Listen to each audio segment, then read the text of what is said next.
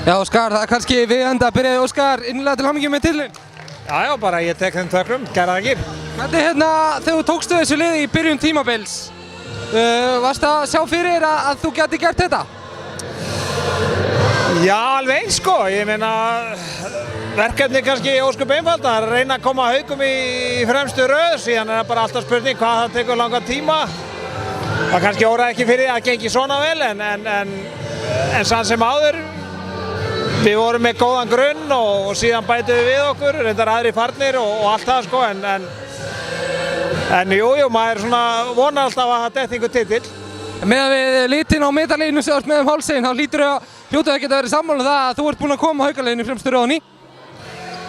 Já, þetta er reynda teymi, við erum náttúrulega með frábært teymi, það er Ramúni með aðstoðarþjálfari, Nonni liðstjóri og aðstoðarþjálfari í allt múlimann og svo náttúrulega Bjarni Frosta sem er með okkur og þér stjórn, þannig þetta er auðvitað teymisvinna sem skila þessu en síðan auðvitað leikmenninni þakkir skildar fyrir bara rosalegt framlag og einbeitingu, ég meina 2 leikir tapaðir í heilu móti, svona löngu móti, það finnst mér vera bara mjög gott.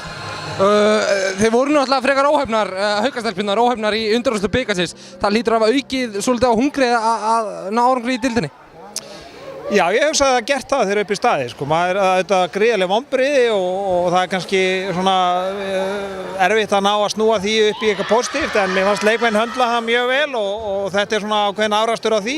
Náðum að standast þessa pressu sem að þessi 3 síðustu leikir tókum Gróttu fyrst og það var svona ákveðin lykill en áttum 2 mjög erfiða leiki eftir þannig að ég er mjög ánægður með að leikmenn skulle hafa staðist þessa pressu. Og þetta er nú ekki búið, þú ert ekki alveg fannir Simafrí, framöndan er úrslitakeppni, þið eru væntanlega ekkert hætt.